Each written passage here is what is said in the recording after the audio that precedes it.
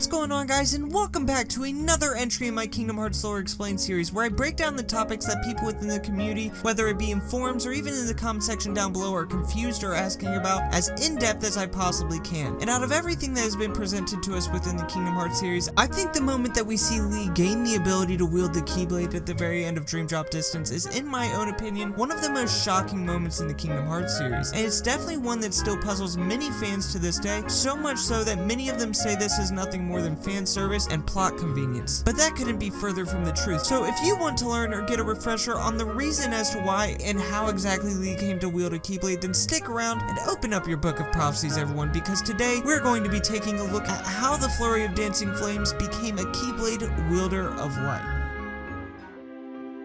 Looking back on Axel's character when he was first introduced in Chain of Memories, or even back in Kingdom Hearts 2, if I had told you he would be a Keyblade wielder and join us in our final battle against Xehanort, you would have called me crazy. And that's because Axel, while a fan favorite, undoubtedly did some bad shit, and even if you would have believed he'd join our side, many people get stuck at why Axel or Lee would even be considered worthy by the Keyblade after everything Axel has done in the past. And this is a lot of where you hear people scream fan service and how there's no reason he should be able to wield a Keyblade, but that's not true. Technically speaking, the only requirement to be worthy of a Keyblade is a strong heart. It does not matter whether or not that strong heart is good or bad, and that's not to say Lee's is bad, but that his past doesn't disqualify him from being worthy of a Keyblade, since he still has a strong heart, and one that, much like many of the other Keyblade wielders we have seen, a heart that beats for his friends. And Lee's fight in this battle is not over yet, because he still has many friends he has left to rescue. We have Isa, who's now a Seeker of Darkness, but Lee's only friend from before the organization that we know of, and while I am sure there will be some sort of clash between these two, I can't imagine Lee not having some sort of motive to save his old friend from the grasp of Xehanort. And then there's Roxas, who is Axel's best friend and the one person who made Axel feel like he had a heart and a true friend during his time with the organization. And there are even a few other notable characters Axel would want to save, but I think that I've made my point. It's Axel's drive to protect the ones that matter and his strong heart that make him worthy of wielding a Keyblade. Okay, so I've explained why he is worthy to wield a Keyblade, but you are a bunch of Kingdom Hearts whizzes and probably already know Lee has a strong heart and a desire to save his friends, but that doesn't tell you how he managed to get the power to do so. Is it just random timing that the Keyblade chose him? Some believe he got it from Ventus, and this is where a lot of people get lost, because it isn't explained anywhere in the game, so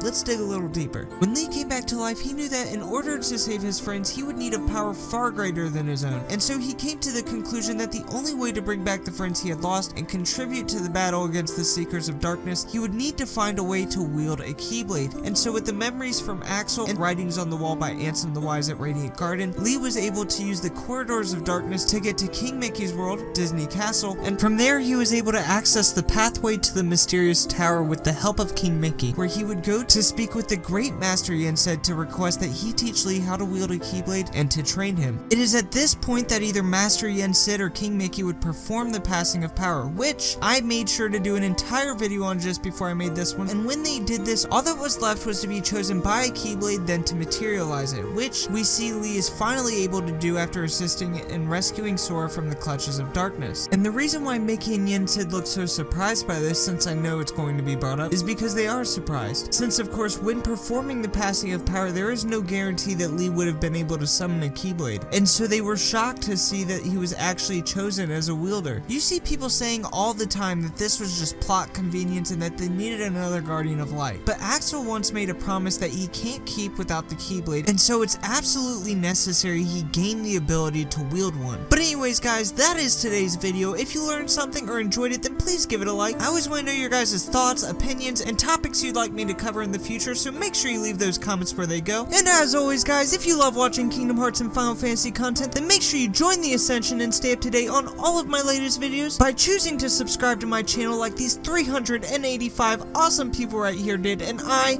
will see you next time.